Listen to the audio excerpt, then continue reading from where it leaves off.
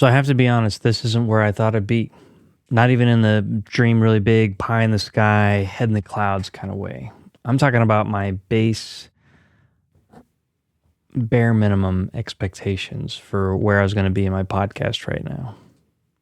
This episode is one of those check-in points that I promised to do every 10 episodes.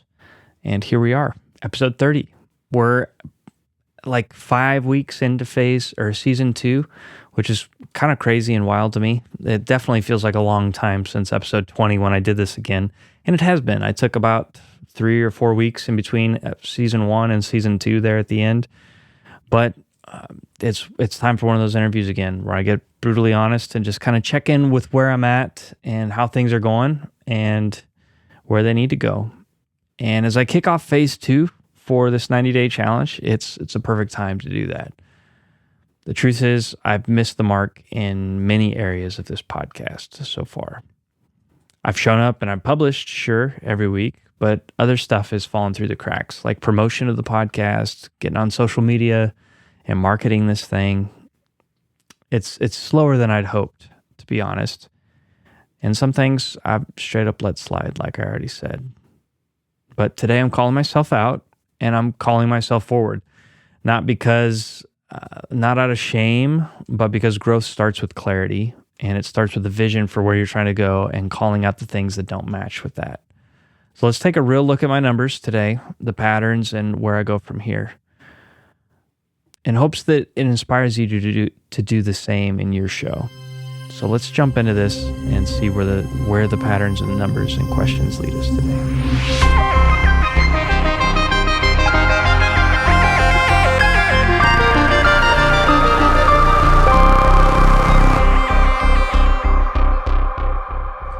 So as we get going with this episode, I want to remind you where I'm at in this process. A lot of times on social media, when we present ourselves in our podcast, on social media, we want to present ourselves as the guru, as the person who's on top of the mountain, who's made it, who's achieved what they need to achieve.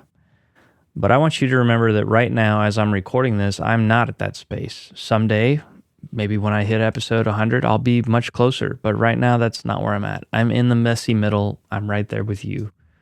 I'm learning how to make this thing work, and I'm growing it in real time. If you're listening to this live, if you're catching it as a catalog of, a couple years from now, I hope that I'll be in a different place and singing a different tune. But for right now, I'm in the messy middle right there with you.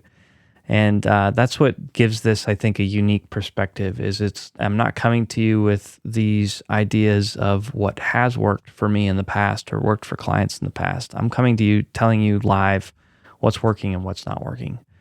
So with that in mind, let's jump into this. What was I quietly expecting by this point, and why did I think that was realistic? So I think one thing that I expected by this time was that I was definitely going to have a larger audience.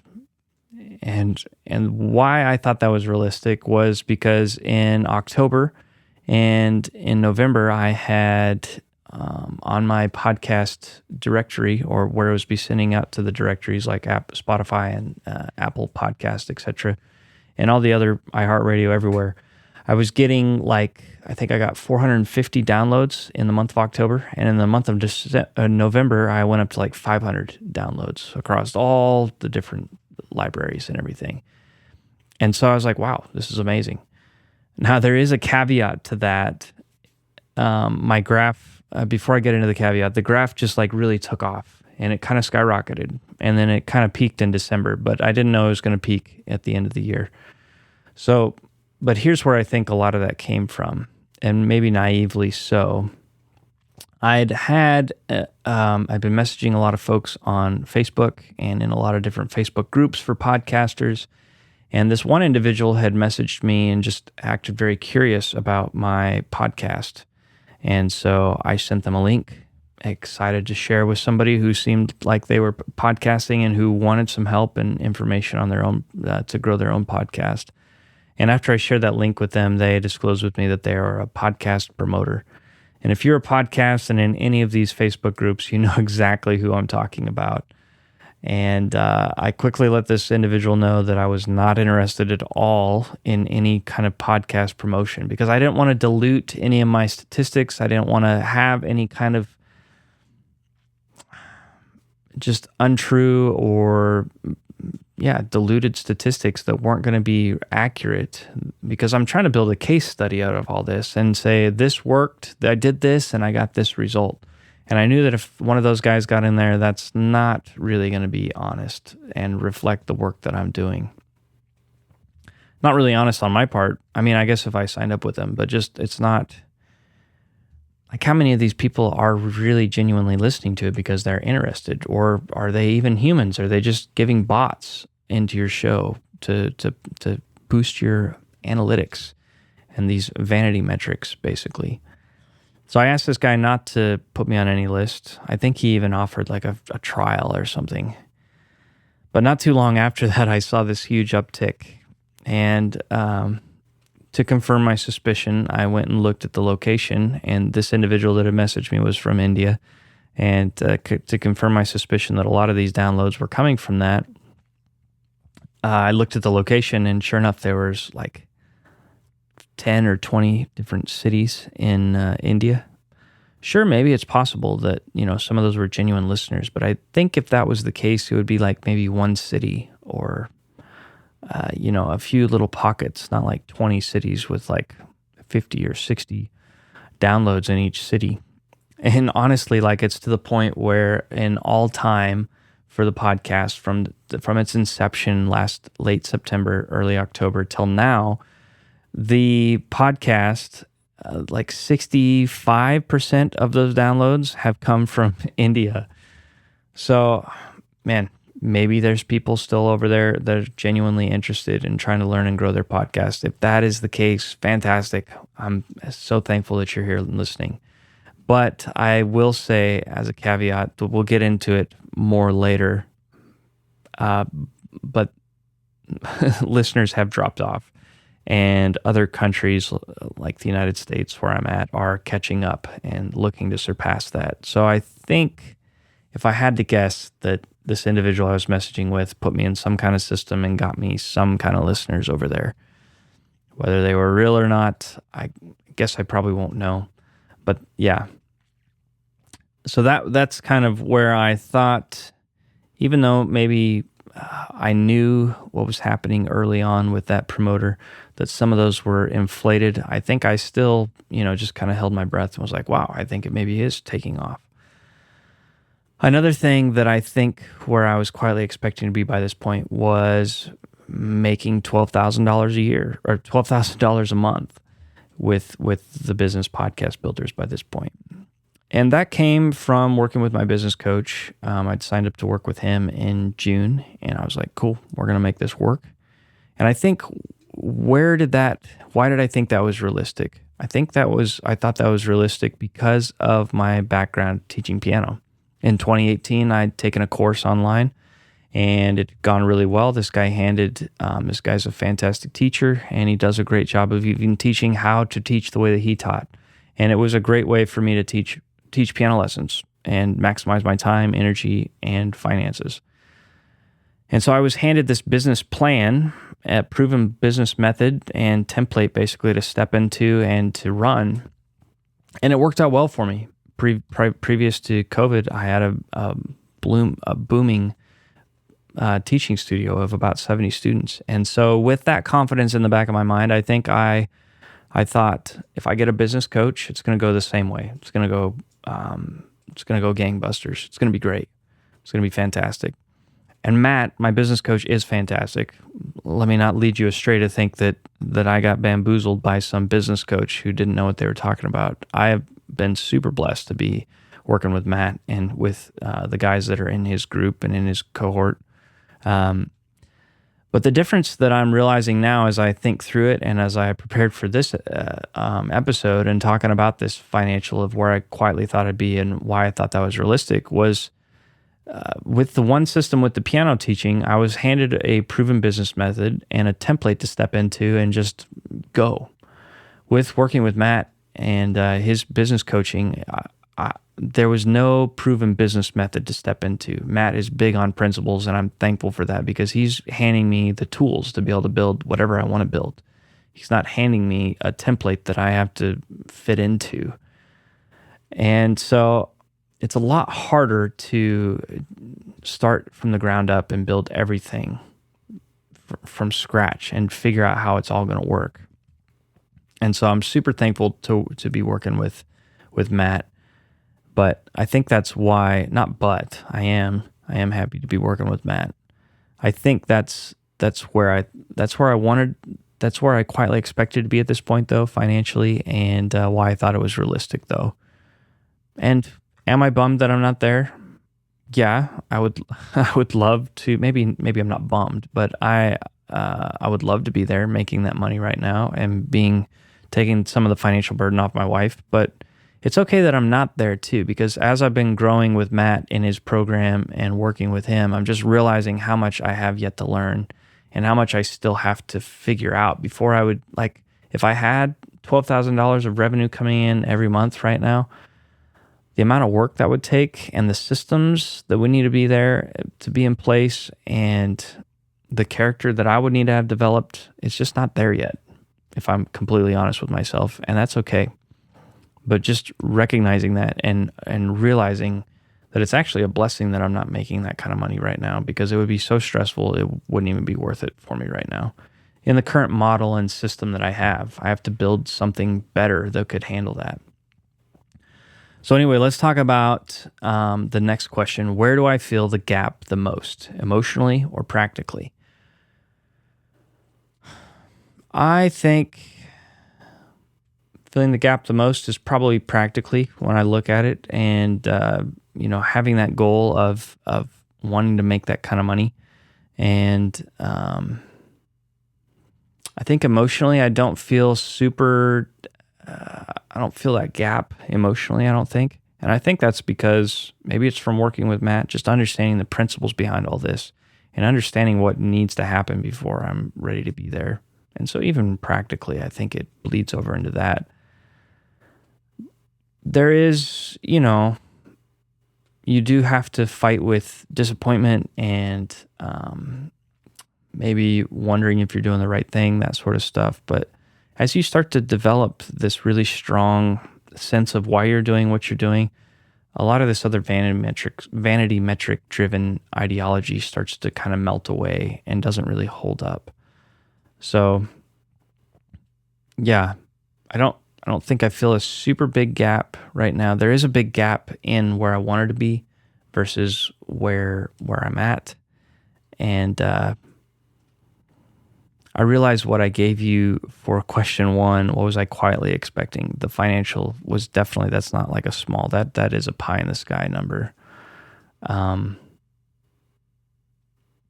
But there are, like, as far as the metrics for this podcast, I feel like the listener growth, I feel like that was pretty reasonable. It wasn't pie in the sky, but it's still like I'm not even hitting that either. I'm well below that right now. And so let's talk about that. We're jumping into metrics and a system audit here. So what are the actual numbers? What did I do? So downloads in general in October, I think I said already with this guy from India, I did like 450 to 500 in November, which was great, fantastic. But then it's really dropped off. Like the graph is definitely like this steep climb. And then we get to January and it's just this really hard coast all the way to April. And we'll get there. But April, just to kind of give you reference, December we had like 40. Well, so I'm mixing my graphs here. But okay, so we've averaged around 40 downloads per month since the creation of the podcast. The first month in October, we had 70 between Spotify and Apple Podcasts. We had about 70 downloads in October when we launched, and then we dropped down to about 40, 45, 40, hovering around there. In last month, we did about 35. I did about 35 downloads. Not I, but the podcast. You guys, thank you. And then this month is shaping up to be about 22. We're about halfway through the month right now, and we have done 11 downloads right now. So, not great at all. Like a steep drop off. Moving from like 500 downloads in November down to the month of April looking like we're going to have around 22.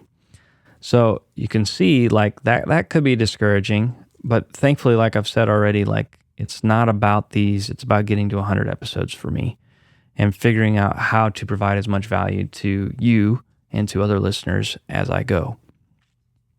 YouTube, on the other hand, I've had about 35 views per episode. That's spread out, 1,000 views spread out over 29 videos, which isn't amazing, but it is cool to watch how my perspective has shifted. When I this last week's episode 29, you guys helped me get to like 42 views on YouTube, which is fantastic. I was super excited about that. And the reason I was super excited about that is because the episodes previous to that, the two before it, got about 10 or 11 views each. So getting 40 views felt like shooting the moon, felt way, way high. But it was also funny to me as I was taking a walk and thinking about it today, like when I was producing music and posting that on YouTube, if I got 40 views, I would have thought that was terrible. So it's just interesting how as you develop a different mindset and also have a different perspective of how things have been performing, where you're like 40 is great. I'll take 40. That's amazing. So the listener consistency has definitely slowly been dropping down and dropping off over the last 4 months. This year, essentially, last 3.5, 4 months. And I would really say that has been played, I would say that a large part, I think, is the guy in India, this promoter, but also social media. So what am I talking about there? Question 4 is, where have I let momentum stall? And where I've let momentum stall is when I started this podcast journey in October, I was going to repurpose all this content and be posting super regularly, which I did for like the first quarter. I think I posted like almost every day or at least every other day on social media, promoting the podcast with clips and carousel posts, different ways of sharing. I did newsletter emails. I was doing LinkedIn posts, Facebook posts, all sorts of stuff. Just promoting as much as I could, feeling like this idea of momentum, that if I could create a ton of momentum, the whole thing is going to just start coasting by itself. I got through doing that for about 90 days, and I just kind of saw this listener growth kind of plateau, and it wasn't really going anywhere. So that really honestly made it hard to keep pushing all that promotion on social media and pushing basically noise is what I would call it, because I didn't have a story that I was trying to push with the whole thing. It was just listen to my podcast, which is essentially noise. So it made it hard to keep pushing that. So I dropped off with that.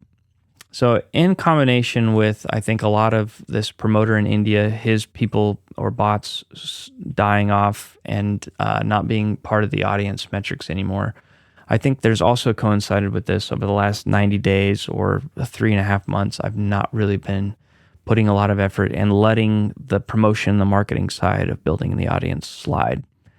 And so it will be interesting to me to see as I dive back in and start promoting again on social media and making sure that clips and putting those this promotion strategy higher on the list, how that's going to make a shift and what that'll look like. So question 5, what's still working even when I'm not at 100% like I've been this last several episodes, especially since season 2? I would say that I'm still at 100% with being resilient and getting the episodes out every week, even though they're showing up a little bit late. Like, I'm super proud of myself for showing up every week and getting these out, even if they're late. Other things that I'm proud of, I've been able to have conversation with a couple friends who've been listening to it, and that has been really cool to experience. Experience their take on the podcast and what they're taking away from it. Also, it's opened doors to conversations with a couple different people on social media through DM messages, which is really cool. That is what it's supposed to be doing. It's not really about how many people are listening. It's about connecting with those few people. I feel what's also really working is this Notion dashboard, the podcast engine. And I'm so excited to share that with you guys, with you, after it gets finished later this month. I'm also going to be excited for you to take it for a spin and see how helpful it is for you and listen to your feedback so that I can continue to make it more helpful for you. I had the opportunity a few months ago to try out a Notion template. This is for anyone out there who doesn't have any idea what Notion is, and you're like, I don't want to pick up another software to try to use this tool. I feel you. I had the opportunity to try a dashboard and a few months ago when I wasn't familiar with Notion, and the learning curve to get into Notion, to use the tool, I was just like, it's too much. I'm not going to use it. It's not for me. And so I never used it. I think it would have been a valuable tool, but I wasn't into Notion at the time. So I brought that into the mindset of the design as I was designing this workflow document, this podcast engine. So the idea is to make it super simple and super structured that just helps you create quality content every single time. So I'm super excited to share that with you guys, to say the least, here in the coming weeks. But let's move into a reflection and reset kind of section here as we're kind of moving towards the end of the episode. What would showing up with clarity look like for me in phase 2? Showing up with clarity for me, this section of the 90-day sprint, this next 4 or 5 weeks, is going to be focusing on what matters, lasering in, like I talked about in last week's episode, cutting away all the extra excess and just really focusing on what matters. What matters is launching the cohort here in the next couple of weeks and doing a really solid job, even if there's one person in there. Just doing a really good job to help that one person get the results that they need and that they want. Another thing that is showing up with clarity for phase 2 is launching this podcast engine and doing it well and getting feedback from you to understand how we can make this tool better for you and for other podcasters who are using it. So that's what showing up with clarity looks like for me. It's also continuing to just audit all the opportunities and all the things that I'm working with and really thoughtfully and prayerfully think about if they need to still be in there, or do I need to cut some more ties away. Question 7, and this is kind of where we're going to start landing the plane, is what would I tell someone who feels like they're slipping behind right now? I tell them that you don't fail until you quit. And falling behind isn't the same as failing. I want you to separate those two. I think failing gets too much of a broad stroke these days. I think we could define what failure is better. Because like I said, falling behind is not the same as failing. Me not getting my episodes out on Tuesday morning directly, this episode, I'm recording it Monday night. It's going to be a little late. It's not going to be out at the time that I want it tomorrow morning. Am I a failure for that? I mean, in one sense, you could say that I failed to reach my deadline. Sure. On another sense, if I take into account all the other stuff I'm building, about to launch this podcast cohort, about to do this podcast engine and get that going, working on creating this and writing scripts that are actually helpful to people. If you take all these things into account, plus the teaching and everything else that I have to do during my week outside of the podcast world right now, it's not the same as falling behind. Like I'm learning how to juggle all these things. I'm building a system. I'm doing a case study to genuinely know and experience in my own life. This is what it's like to try to build this thing from the ground up. And so when I work with other people, when I maybe work with you someday, I'll understand exactly what you're going through and say, hey, this is what I did to go through that. Or this is what so-and-so did to go through that. And this is how we got through it. And this is how you're going to get through it. So falling behind isn't the same as failing. It's just a sign that it's time to pause, it's time to take a breath, and it's time to realign. Don't be afraid of that. It's okay. Give your space for that. Give yourself space for that. As I've been working with Matt, he's said it over and over again enough that it's starting to really get into my mind. This idea that systems get us results. That if we're not happy with the results that we're getting, it's not necessarily that we're a failure. It just means that the systems that we've built aren't working to get us the results that we want. So it's not your value and it's not your potential. It's your system that's broken. So build a different system. And you don't need to shame yourself. You just need a different system. So take that in, let that rest, let that resonate with you, and understand that you're not the failure. The system that you've built might be the failure, and it might just need to be rebuilt, and that's okay.